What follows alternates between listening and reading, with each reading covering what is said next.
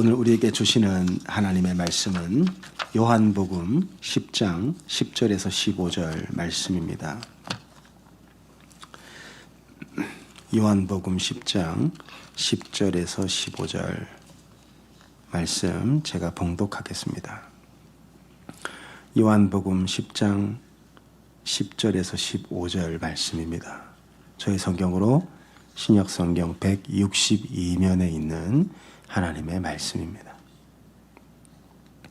요한복음 10장 10절에서 15절 제가 봉독하겠습니다. 도둑이 오는 것은 도둑질하고 죽이고 멸망시키려는 것뿐이요 내가 온 것은 양으로 생명을 얻게 하고 더 풍성히 얻게 하려는 것이라.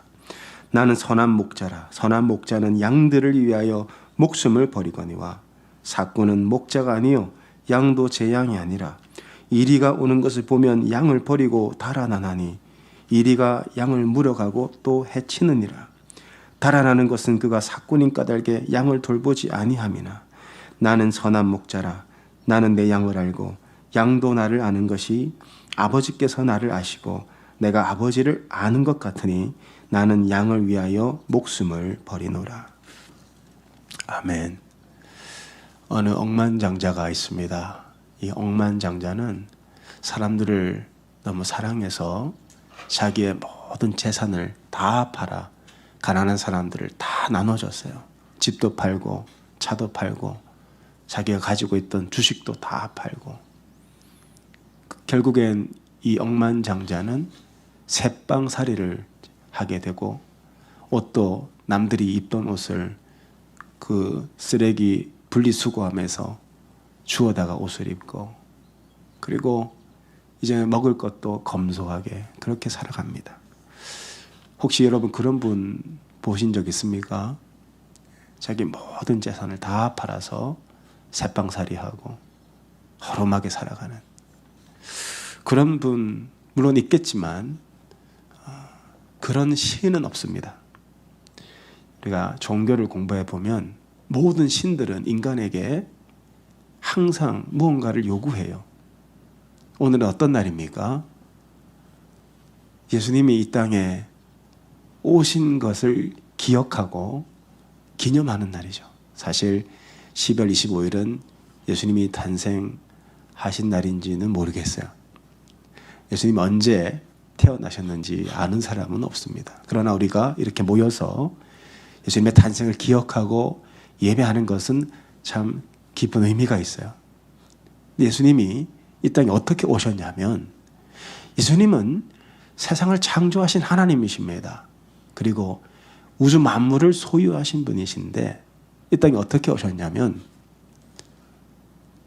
여자의 태를 빌리시고 여관을 빌리시고 그리고 짐승의 그 그릇, 짐승이 음식을 먹던 말 구유를 빌리셔서 아무것도 소유하지 않고 이 세상에 사시다가 자기 생명까지 다 내어주셨어요.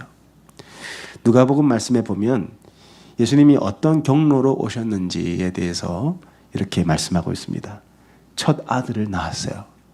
동정녀 마리아로부터 이 땅에 오셨죠. 그 태를 빌리신 거예요.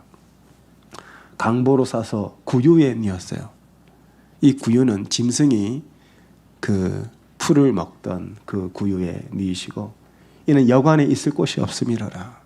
여관도 빌리지 못하시고 심지어 예수님은요 십자가에 죽으시기 전에도 나귀를 빌려 타셨습니다. 세상을 창조하시고 모든 걸 가지신 우리 주님께서 낮고 낮은 곳에 빌린 이 태에다가 빌린 나귀 타고 십자가 지셨어요. 이런 신은 없습니다. 세상 어떤 종교에도 이런 신은 없어요. 근데 예수님이 왜 이 땅에 오셨는가? 왜 오셨습니까? 왜 이렇게 낮고 낮은 곳에 오셨는가? 우리는 예수님이 오신 이유를 한마디로 이렇게 설명할 수 있어요. 예수님 나를 구원하러 오셨죠. 그것은 아이들도 다 하는 말입니다. 무엇으로부터 구원하러 오셨죠? 죄와 사망으로부터 우리를 구원하러 오셨죠. 사람은 태어나서부터 죽는 순간까지 죄를 짓고 살아요.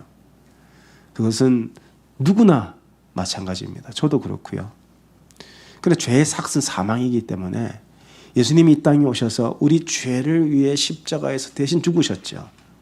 그리고 부활하심으로 믿는 자에게는 죄사함과 영생을 주십니다.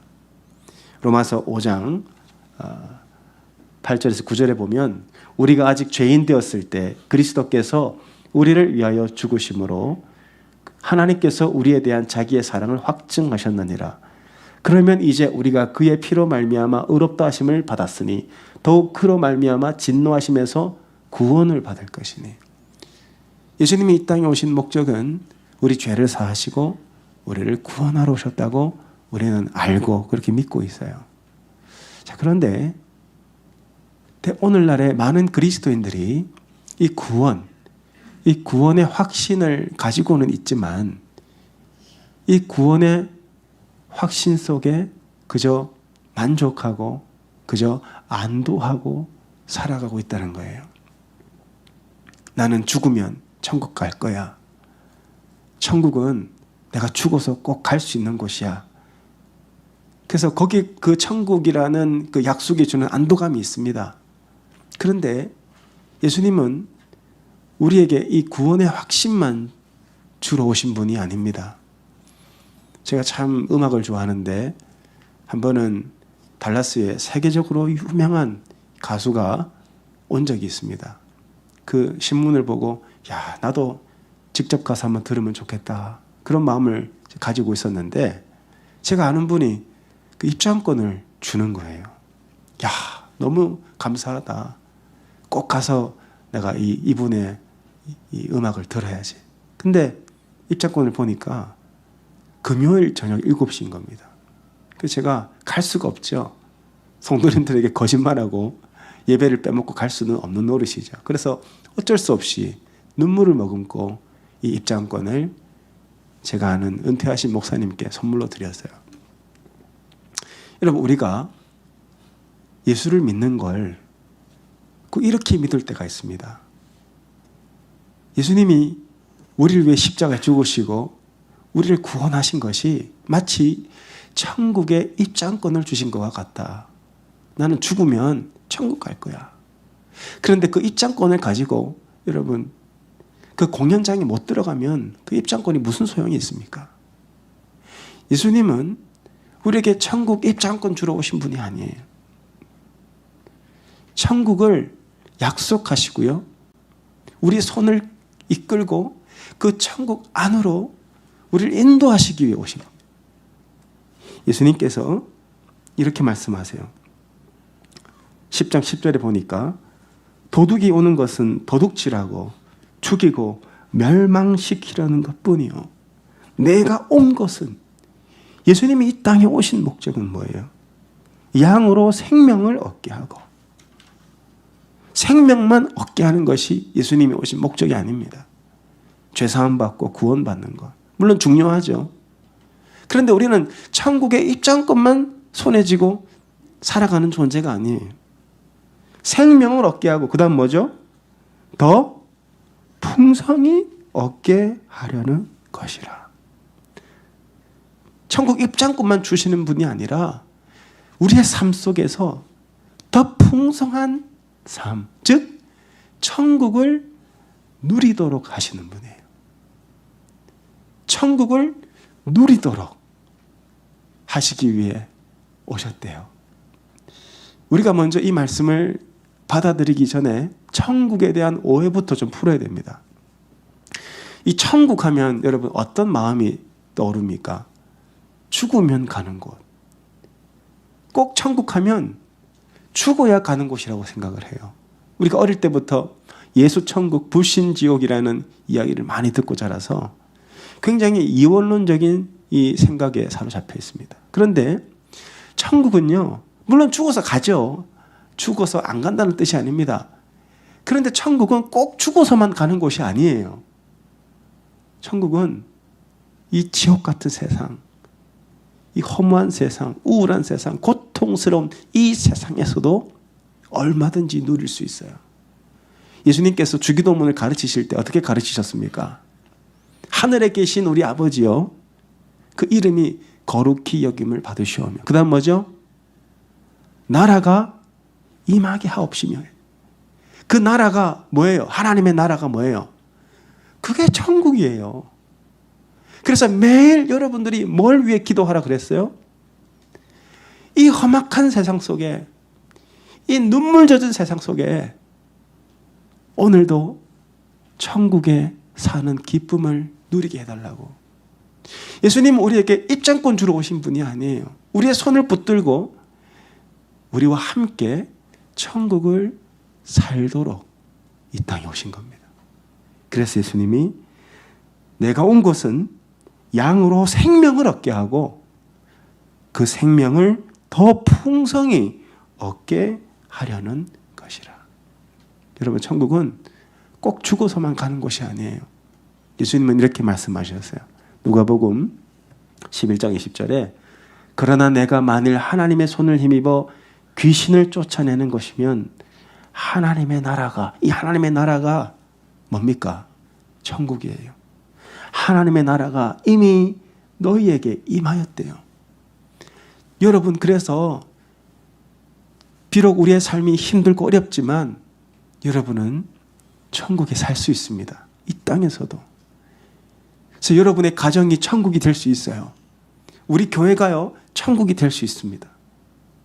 여러분의 삶의 현장이 천국이 될 수 있어요. 왜냐하면 예수님이 그 천국의 삶을 살도록 우리를 이끄시기 위해 오셨대요. 양으로 생명을 얻게 하고 생명만 얻을 뿐 아니라 더 풍성히. 이 풍성이라는 말의 의미는요, 헬라어를 보니까 충분한이라는 뜻입니다. 그 생명을 충분히 누리도록. 그래서 마틴 루터는 이렇게 번역을 했어요. 종교개혁자 마틴 루터는 충분한 만족이라고 번역을 했어요. 예수님이 이 땅에 오신 것은 우리에게 구원의 생명을 주실 뿐 아니라 이 땅에서도 진정한 만족을 누리기 위해, 그 만족을 주시기 위해 오셨대요. 제가 좋아하는 NLT 성경에 보면 이렇게 번역을 해요.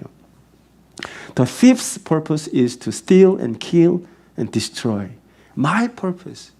예수님이 이 땅에 오신 목적은요, is to give them a rich and satisfying life. 풍요롭고 만족스러운 삶. 진정한 만족이죠. 이걸 주러 오셨대요. 이 만족을. 여러분, 예수님을 믿는다는 게 뭐죠? 예수님을 믿는다는 것은 나 예수 믿고 천국 가요, 미래지향적인 고백이 아닙니다. 예수님을 믿는다는 것은요, 나 오늘도 천국에서 살아요예요. 이게 예수를 믿는 거예요. 예수를 믿는다면 여러분, 이 두 가지가 반드시 있어야 됩니다. 예수를 믿는 사람은 이 두 가지가 반드시 있어야 돼요. 구원의 확신과 만족이에요. 이게 예수 믿는 거예요. 그런데 안타깝게도 많은 그리스도인들이 구원의 확신은 다 있어요. 나 죄사함 받았어요. 나 천국 갈 거예요. 그런데 이 땅에서의 만족이 없어요. 뭘 해도 만족이 없어요. 그것은 예수를 진짜 믿는 게 아니에요. 예수를 진짜 믿으면요, 나의 상황과 형편을 초월하여 만족이 찾아와요. 이게 진짜 예수 믿는 거예요. 만약에 오늘 이 자리에 나온 여러분들 가운데 구원의 확신은 있어요. 죄사함의 은혜는 있어요. 그런데 내 삶이 만족스럽지 못하다면 여러분, 예수 다시 믿어야 돼요. 예수 잘 믿어야 돼요. 제가 평소에 존경하는 목사님이 한 분 계십니다. 여러분 아실 거예요. 한경직 목사님. 이분의 별명이 아름다운 빈손. 제가 캔서스에서 유학생활을 한 적이 있는데 한경직 목사님이 다니셨던 대학을 제가 다닌 적이 있습니다. 이분의 이야기를 많이 들었어요. 이분은 종교계의 노벨상이라고 불리는 템플턴 상을 수상하시고 100만 불을 상금으로 받으셨지만 어려운 사람들, 또 북한에 이렇게 보내시고, 그리고는 이제 그 축하하는 자리에서 공개적으로 회개를 하죠. 하나님, 나는 신사참배를 한 죄인입니다. 누가 이분에게 돌을 던지겠습니까? 영락교회라는 아름다운 교회를 세우시고 한 6평 정도 되는 작은 방에서 이제 마지막을 준비하시는데 주님 품으로 안기기 전에 한국의 기라성 같은 목사님들이 이제 신방을 가셨어요. 목사님, 평생 이렇게 아름답게 목회를 하셨는데 저희들에게 한 말씀만 해 주십시오. 그렇게 말씀 부탁을 받았습니다. 한 목사님이 병상에 힘없이 누워 계시다가 힘을 다해서 앉으시고 그 한국의 기라성 같은 목사님들에게 딱 한마디 하셨어요. 이번에 책에 나오는 내용입니다. 딱 한마디 하셨어요. 뭔 줄 아세요? 착하게 살아라. 정직하게 살아라. 목회 잘해라. 그게 아닙니다. 이미 한국의 기라성 같은 목사님들에게 20년, 30년 목회를 해오신 그분들에게 이렇게 말씀하셨어요. 목사님들, 예수 잘 믿으세요. 이게 이 목사님의 마지막 유언이었어요.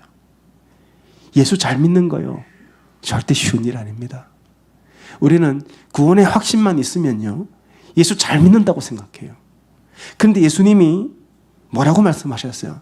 내가 온 것은 죄사함, 영생, 생명만 주러 오신 것이 아니래요.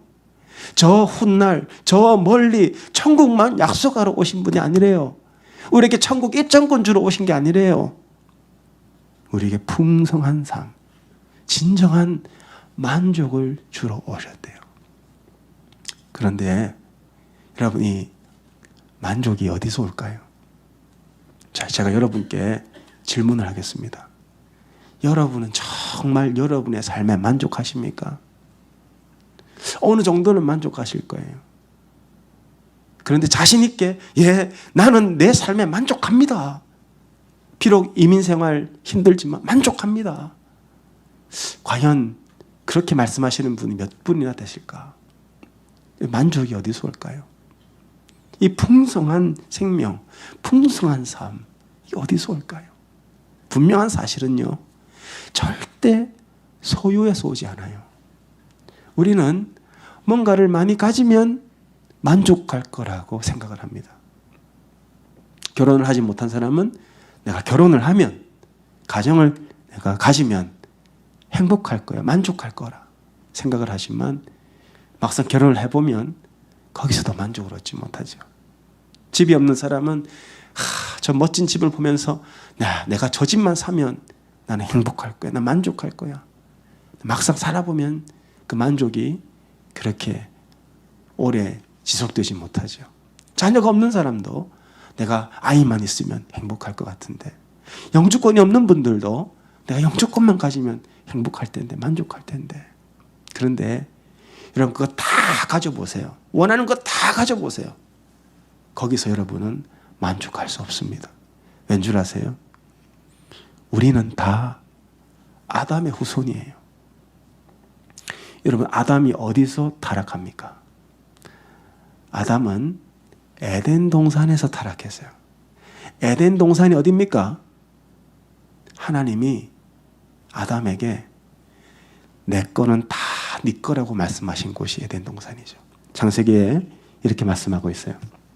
1장 27절에서 28절, 하나님이 자기 형상, 곧 하나님의 형상대로 사람을 창조하시되, 인간이 하나님의 형상대로 창조가 됐어요. 남자와 여자를 창조하시고 하나님이 그들에게 복을 주시며 하나님이 그들에게 이르시되 생육하고 번성하여 땅에 충만하라, 땅을 정복하라, 바다의 물고기와 하늘의 새와 땅에 움직이는 모든 생물을 다스리라. 무슨 뜻이죠? 내가 만든 세상 다 네 거야. 네가 다스리고 네가 정복해라. 아담은 모든 걸 가졌습니다. 아내도 가졌고요. 또 이 동산을 다 가졌어요. 그런데 하나 못 가진 게 있어요. 그게 뭐죠? 하나 못 가진 거, 선악과. 그 선악과를 못 가졌어요. 근데 아담이 이 선악과를, 나머지 선악과까지, 이 선악과를 따먹죠. 왜 따먹습니까? 창세기 3장에 이렇게 돼 있어요. 3장 6절에 여자가 그 나무를 본즉 먹음직도 하고 포함직도 하고 지혜롭게 할 만큼 탐스럽기도 한 나무인지라.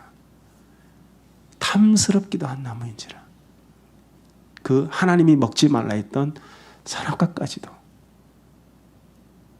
거기서 만족을 얻지 못하고 선악과를 따먹고 타락해요. 그래서 인간은 모든 걸 다 가져도요, 만족 못 합니다. 그래서 솔로몬이 이렇게 얘기하잖아요. 솔로몬은 하고 싶은 거 다 한 사람이에요. 갖고 싶은 거 다 가져본 사람이죠. 아내가 1000명이나 됐어요. 근데 솔로몬이 전도서에서 이렇게 고백합니다. 무엇이든지 내 눈이 원하는 것을 내가 금하지 아니하며 무엇이든지 내 마음이 즐거워하는 것을 내가 막지 아니하였으니 이는 나의 모든 수고를 내 마음이 기뻐하였음이라. 이것이 나의 모든 수고로 말미암아 얻은 몫이로다. 그 후에 내가 생각해 본즉 내 손으로 한 모든 일과 내가 수고한 모든 것이 다 헛되어 바람을 잡는 것이며 해 아래에서 무익한 것이로다. 하고 싶은 거 다 해보고 가지고 싶은 거 다 가져봤는데 결국 바람을 잡는 것처럼 아무것도 남는 게 없다라는 거예요. 거기서 만족을 느낄 수가 없다는 거예요. 여러분, 우리는 어떤 존재입니까? 뭔가를 가져서 많은 걸 소유해서 만족을 느낄 수 없도록 창조됐어요. 그래서 차를 바꾸면 한두 달은 행복하죠. 새 집으로 이사를 가면 어느 정도는 만족합니다. 그러나 그 만족이 절대로 오래 가지 못하죠. 그렇다면 이 만족은 어디서 올까? 예수님이 내가 너희에게 생명을 주러 왔을 뿐 아니라 그 생명을 더 풍성히 누리도록 진정한 만족을 주러 왔다라고 말씀하셨어요. 여러분, 우리가 잘 들으십시오. 소유해서 만족을 얻으려 하면 거기서부터 죄가 시작됩니다. 여러분, 우리 안에 죄가 만들어지는 공장이 있어요. 나는 죄를 안 짓고 싶죠. 죄 짓고 싶어서 죄 짓는 사람은 없습니다. 아마 다들 나름대로 삶의 현장에서 이 죄와 치열하게 다투시는 분이 있을 거예요. 그런데 이 죄가 내 마음대로 통제가 안 됩니다. 죄 짓고 싶어서 짓는 사람은 없어요. 근데 죄를 만들어내는 공장이 있어요. 그 공장 문을 닫으면 돼요. 죄가 어디서 만들어질까요? 내가 뭔가를 소유해서 행복해지려고 하는 그 마음에서 죄가 시작돼요. 야고보서 1장 14절에 16절에 이렇게 말합니다. 오직 각 사람이 시험을 받는 것은 자기 욕심에 끌려 미혹됨이니 욕심이 잉태한 즉 죄를 낳고. 죄가 어디서 시작한다고요? 욕심. 내가 더 가져서 더 많은 걸 소유해서 행복해지려고 하는 그 마음 상태, 거기서부터 죄가 시작돼요. 내 아내 한 사람으로 만족이 안 돼요. 그러니 간음을 저질러요. 내 월급으로 만족이 안 돼요. 그러니 도박장에 가요. 내 삶이 만족이 안 되니까 술에 빠지고 마약에 빠져요. 모든 죄는 여기서 시작해요. 인간은 소유해서 행복해질 수가 없는데, 소유로부터 만족을 찾을 수가 없는데, 야고보의 말에 따르면 우리가 다 속고 있는 거예요. 그래서 야고보 이렇게 말합니다. 욕심이 잉태한 즉 죄를 낳고 죄가 장성한 즉 사망을 낳느니라. 내 사랑하는 형제들, 속지 말라. 세상은 다 여러분을 속입니다. 더 많은 걸 가지면 행복할 거라고, 새로운 것을 내가 경험하면 만족할 거라고 다 속여요. 근데 만족은, 이 풍성한 삶이라는 것은요, 내가 많은 걸 가졌고 많은 걸 누린다고 오는 게 아니에요. 예수님 뭐라고 말씀하셨어요? 이 만족이 어디서 옵니까? 이 만족은 관계에서 옵니다. 11절에 이렇게 말씀하세요. 나는 선한 목자라. 왜 선한 목자에 대해서 말씀을 하시죠? 내가 온 것은 양으로 생명을 얻게 하고 더 풍성히 얻게 하려는 것이라. 더 풍성한 삶, 진정한 만족, 천국을 누리는 이 삶은 어디서 온다고요? 나는 선한 목자라. 예수님이 나의 목자가 되실 때예요. 그 관계를 통해서 우리는 풍성한 삶을 살 수 있어요. 거기서 우리는 만족을 느끼는 거예요. 나는 선한 목자라. 예수님이 말씀하신 이 관계는 어떤 관계죠? 선한 목자는 양들을 위하여 목숨을 버리거니와. 예수님과 우리의 관계가 어떤 관계라고요? 예수님이 목숨 걸 만큼 사랑하신대요. 우리가 이 사랑을 받을 때만 진짜 행복해진대요. 우리를 위해서 목숨을 거시고 십자가에 지신 그 사랑을 내가 받는 그 순간만이 우리는 진정한 풍성한 생명을 누린대요. 여러분, 예수님은 천국 입장권 주러 오신 분이 아닙니다. 이 사랑을 늘 받으면서 이 사랑 때문에 만족하며 이 사랑 때문에 풍성해지는 그 삶을 주시기 위해서 오셨대요. 여러분, 사람은 내가 소유하는 게 많다고 해서 행복해지는 존재가 아니에요. 사람은 사랑받을 때 행복해집니다. 사람은 사랑받을 때 만족해요. 여러분, 우리 결혼을 할 때도 어떻게 결혼했습니까? 당신만 있으면 돼. 다 속아서 결혼했잖아요. 당신만 있으면 돼. 근데 살다 보니까 어때요? 당신만 없으면 돼. 바뀝니다. 근데 생각해보면요, 그때는 진심이에요. 당신만 있으면 돼. 당신이 집이 없고 직장이 변변치 않아도 당신만 있으면 돼. 그때는 그게 진심이었다니까요. 왜 그런 고백을 하죠? 사랑을 받으니까. 사람은 사랑받아야 만족을 느껴요. 그런데 사람의 사랑은 다 변합니다. 인간의 사랑은 다 변해요. 근데 변하지 않는 사랑이 있어요. 그 사랑이 십자가의 사랑이에요. 예수님이 우리에게 뭐라고 말씀하셨어요? 나는 선한 목자고 너희는 나의 양인데 너희는 나의 생명을 건 사랑을 받는 자야. 나는 선한 목자라. 선한 목자는 양들을 위하여 목숨을 버리거니와 12절 이하로 삭구는 목자가 아니요 양도 제 양이 아니라 이리가 오는 것을 보면 양을 버리고 달아나나니 이리가 양을 물어가고 또 해치느니라. 달아나는 것은 그가 삭구인 까닭에 양을 돌보지 아니함이나 나는 선한 목자라.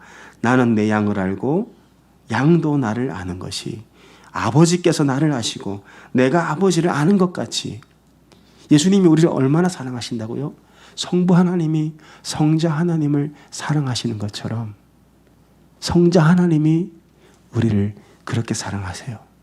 그래서 나는 양을 위하여 목숨을 버리노라. 이 사랑을 경험하면 여기서 진정한 만족이 옵니다. 그래서 바울은 아무것도 가진 게 없어요. 바울이 감옥에 있을 때 쓴 편지를 한번 읽어보죠. 빌립보서 4장 12절. 나는 비천에 처할 줄도 알고 풍부에 처할 줄도 알아. 모든 일, 곧 배부름과 배고픔과 풍부와 궁핍에도 처할 줄 아는 일체의 비결을 배웠노라. 바울이 어떻게 이런 고백을 하죠? 감옥에서 매맞아 갇혀 있는데 자유를 잃었는데 아무것도 가진 게 없는데 근데 바울은 다 가졌대요. 나는 만족한대요. 왜 만족할 수 있죠? 그 십자가의 사랑 때문이에요. 나 같은 죄인을 위해서 이 십자가의 생명을 내던지신 그 예수 그리스도의 그 사랑 때문에. 바울은 입장권 손에 쥐고 살았던 사람이 아니에요. 늘 천국을 누리며 살았던 사람이에요. 그래서 바울은 가는 곳마다 천국이었어요. 감옥도 천국이었어요.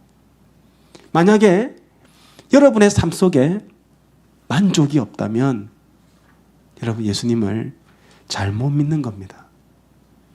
진짜 예수님을 믿는 사람은요, 감옥에 있든 뭐 어디에 가든 거기서 만족하는 사람이 진짜 예수님 믿는 사람이에요. 예수를 믿는다는 것은 엄청난 축복입니다. 우리는 이렇게 그 은혜 속에 끊임없는 사랑을 받는 존재예요. 여러분이 가장 행복했던 순간이 언제입니까? 부모에게 사랑받을 때, 배우자에게 사랑받을 때, 친구에게 사랑받을 때, 교인들에게 사랑받을 때, 그때가 제일 행복해요, 인간은. 근데 하나님이 여러분을 얼마나 사랑하신다고요? 그 아들을 사랑하시는 것처럼 생명을 내 던질 정도로 사랑하신대요. 그 사랑이 내 안에 실제가 되고 그 십자가가 믿어지면 우리는 거기서 천국을 누립니다. 진짜 행복해진다는 거예요. 그래서 여러분, 그 십자가의 사랑을 오늘 우리 사모님, 우리 코너스톤 세 분의 사모님들이 계신데 사모님들이 그 십자가의 사랑을 여러분에게 불러드립니다. 같이 한번 우리 가사에 집중하시고요. 가사에 집중하셔서 은혜 받으시기 바랍니다.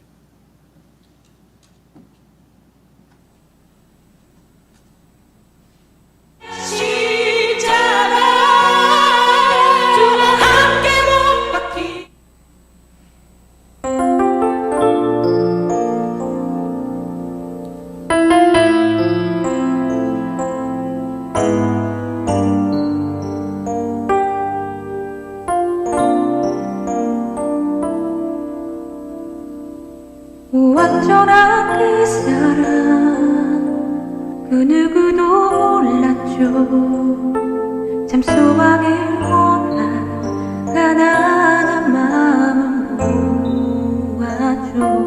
그 아름다운 영광 모든 어두움 물리쳤죠. 내 소망이 되신 자가 내 주님이 계신 곳, 내 소망이 있는 곳, 참 자유가 있는 곳, 난 그곳에서 보았죠. 그 아름다운 영광 모든 어두움 물리쳤죠. 내 소망이 된 십자가, 십자가 그 사랑, 십자가 그 사랑, 나의 모든 죄를 지신 그 사랑, 십자가 그 사랑, 이제 난 말할 수 있네. 주와 함께 내가 죽은 십자가, 그곳에서만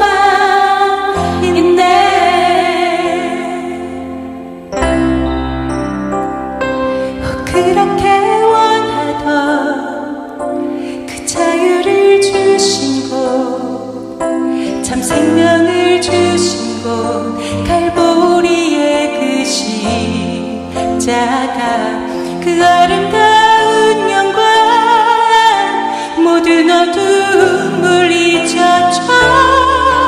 나 이제 모두 알게 되었죠. 십자가 그 사랑, 십자가 그 사랑, 나의 모든 죄를 지신 그 사랑, 십자가 그 사랑, 이제 난 말할 수 있네. 주와 함께 내가 죽은 십자가, 그곳에서만 죽어야 사니 그 영광의 비밀 안에 내 생명인데 내 소망이 있네.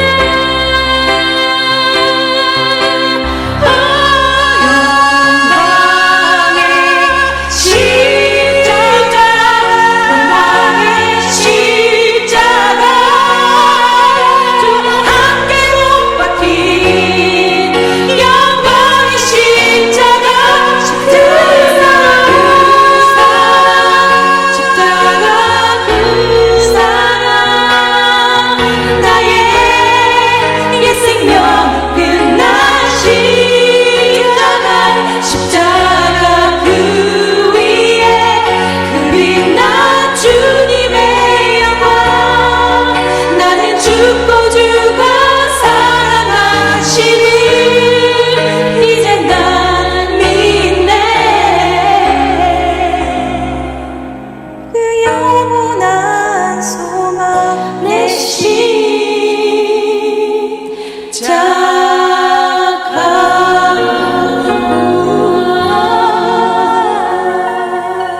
아멘. 네. 네, 코로나 때문에 앞에 나와서 할 수는 없고 이렇게 사모님들이 시간 내서 여러분을 위해서 하나님의 영광을 위해서 이렇게 십자가의 은혜를 찬양해 주셨습니다. 여러분, 십자가의 은혜가 여러분 안에 있습니다. 하나님이 우리 얼마나 사랑하신다고요? 그 아들을 내어 주실 정도로 우리를 사랑하신답니다. 우리는 비록 연약하고 넘어지고 우리는 너무나 불완전한 존재들이고 죄인들이지만 그 사랑은 변함이 없대요. 그래서 예수님이 이 땅에 오신 것은 우리에게 생명을 주러 오셨습니다. 생명만 주러 오신 게 아니에요. 더 풍성히 누리도록, 더 풍성히 얻게 하기 위해 오셨어요. 그 십자가가 내 삶의 현실이 되어서 날마다 그 사랑을 받으며 하나님의 사랑 속에 살도록 이 세상에 오셨다고 말씀하고 있습니다. 여러분, 하나님이 나를 사랑하신다는 것을 잘 믿어지지 않습니까? 그러면 늘 십자가를 바라보십시오. 그 십자가에서 주님이 저와 여러분을 위해 죽으셨습니다. 그 사랑은 변치 않고 항상 우리 안에 있습니다. 그것이 여러분에게 진정한 만족을 주는 거예요. 그래서 내가 가는 곳이 천국이 되는 겁니다. 여러분, 천국은 꼭 죽어서만 가는 게 아니에요. 오늘 여러분의 가정이 천국이 되고 우리 교회가 천국이 되면 그 은혜가 하나님의 사랑이 머무는 순간 우리는 천국에 살게 되는 것입니다. 그 십자가의 은혜 속에 2021년을 준비하시는 저와 여러분 되시기를 예수님 이름으로 축복합니다. 기도하겠습니다. 하나님,